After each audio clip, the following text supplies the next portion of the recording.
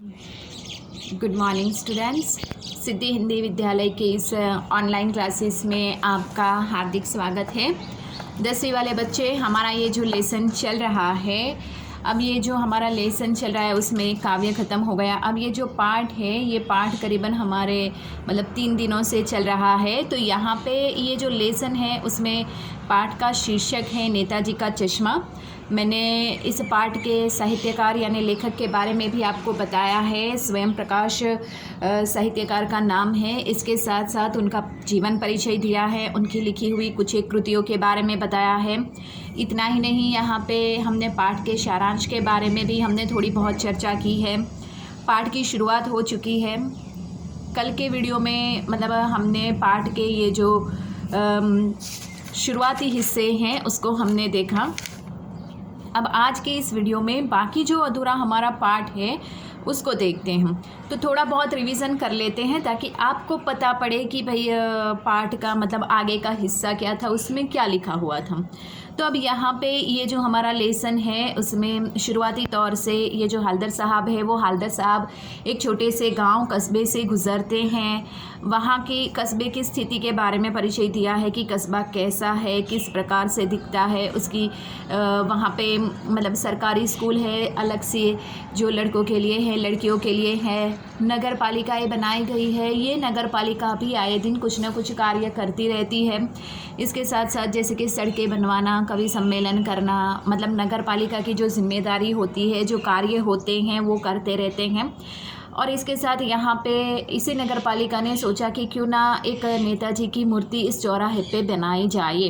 तो उन्होंने ये फैसला करते हुए यहाँ पे एक नेताजी की मूर्ति बनाई, जिसमें सुभाष चंद्र बोस की मूर्ति बनाई।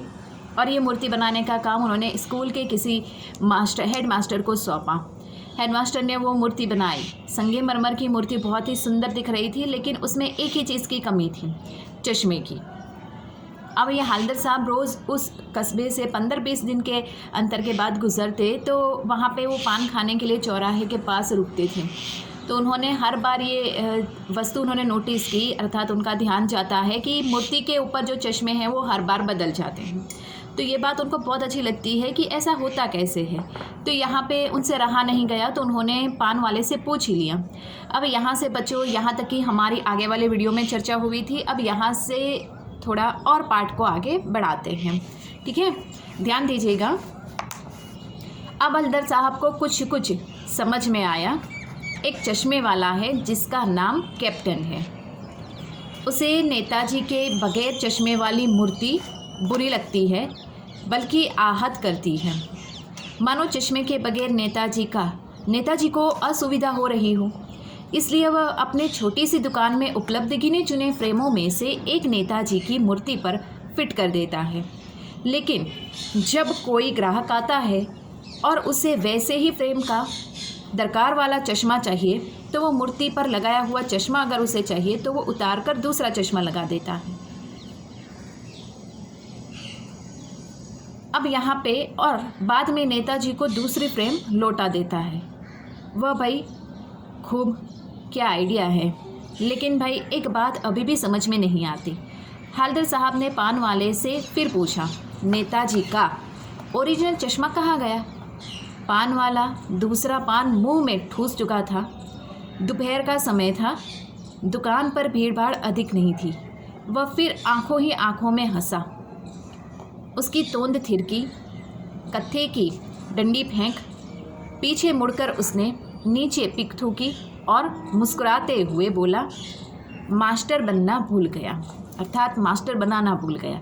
अब यहाँ पे इस मैंने जो इतना हिस्सा पढ़ा उसमें जो उनके मन में, हालदर साहब के मन में जो कौतूहलता यानी आश्चर्यता उत्पन्न हुई कि भाई ये कैसे होता होगा, ये मूर्ति के ऊपर चश्मे किस प्रकार से, ये अजीबोगरीब ये कार्य कौन करता होगा। तो उन्होंने पान वाले से पूछा। फिर पान वाला जो है उसकी आकृति वो कैसा दिखता है, उसका जो किस प्रकार से उसका हाव भाव है, वो किस प्रकार से दिखता है, उसका वर्णन यहाँ पे हालदर साहब ने किया है कि एक मोटा सा पान वाला है, उसकी तोंद मोटी सी है। वो खुद पान की दुकान चलाता है, लेकिन सबसे ज़्यादा पान वही खाता है, ठीक है। पान खाते खाते वो हंसते हुए हालदर साहब से, भाई ये सारी चर्चा करता है और कहता है कि ये जो चश्मे वाला है उसकी चश्मे की दुकान है टूटी फूटी सी, और वहाँ पे आए दिन कोई ना कोई मतलब चश्मे लेने के लिए आता है। तो उसने क्या किया, मतलब ये जो मूर्ति बनाई वो बहुत सुंदर थी, तो मूर्ति बहुत सुंदर थी तो उसको लगा कि भाई एक ही चीज़ की कमी है मूर्ति के ऊपर, चश्मे नहीं है। हलदर साहब ने पूछा कि भाई मूर्ति इतनी सुंदर है तो चश्मे किधर गए। तो फिर यहाँ पे वो पान वाला है वो कहता है कि भाई मास्टर चश्मे बनाना भूल गया। अब ये जो कैप्टन है वो कोई सेना में कोई फ़ौज में काम करने वाला इंसान नहीं था, लेकिन यहाँ पे एक मामूली सा चश्मे की दुकान चलाने वाला इंसान, उसको कैप्टन कहा गया है। क्यों? क्योंकि वो ये जो कार्य कर रहा है वो किसी मतलब ये देशभक्ति के साथ ही जुड़ा हुआ है, इसके लिए उसको ये चश्मे वाले को जो छोटी सी दुकान चलाता है उसको कैप्टन का नाम दिया गया है। अब यहाँ पे ये जो पान वाला है, ये पान वाला हंसते हुए ये सारी बातें किसको बता रहा है? हलदर साहब को। वो किस प्रकार से दिखता है, किस प्रकार से यहाँ पे उसकी क्रियाएं हैं, ये जो पान वाला, तो उसके बारे में यहाँ पे वर्णन किया गया है। तो हो सकता है कि करीबन 2 अंकों में प्रश्न के उत्तर में कि भाई यहाँ पे पान वाले का हाव भाव या अर्थात मुख आकृति के बारे में हमें परिचय दीजिए, तो हमें वो किस प्रकार से दिखता है। वो खुद ही पान खाता है, आँखों ही आँखों में मुस्कुराता है, मोटी सी उसकी तोंद है, कत्थे की डंडी के साथ वो किस प्रकार से, तो ये सब बातें उसमें लिखनी है हमें, ठीक है। अब यहाँ से थोड़ा आगे बढ़ते हैं। पान वाले के लिए यह एक मज़ेदार बात थी, वो हंस हंस के ये बात बता रहा था, लेकिन हलदर साहब के लिए चकित और द्रवित करने वाली बात। चकित यानी आश्चर्यचकित हो जाते, द्रवित यानी दुख के साथ थोड़ा सा, यानी वह ठीक ही सोच रहे थे। मूर्ति के नीचे लिखा मूर्तिकार मास्टर मोतीलाल वाकई कस्बे का अध्यापक था जिसने मूर्ति बनाई थी। आपने देखा होगा बच्चों कि हर जगह पे कोई ना कोई चित्र होता है, कोई ना कोई पेंटिंग होती है, कोई ना कोई कुछ ना कुछ बनाते रहते हैं वॉल पेंटिंग के ऊपर, या कहीं पे भी कोई फ्रेम ऐसी होती हो तो उसके नीचे के हिस्से में आप छोटा सा देखिएगा, उनके नाम लिखा हुआ होता है, वो अपना परिचय देते हैं।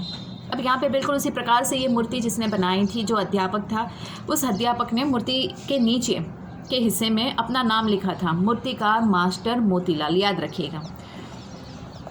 बेचारे ने महीने भर में मूर्ति बनाकर पटक देने का वादा कर दिया था, बना भी ली होगी, लेकिन पत्थर में पारदर्शी चश्मा कैसे बना पाएगा?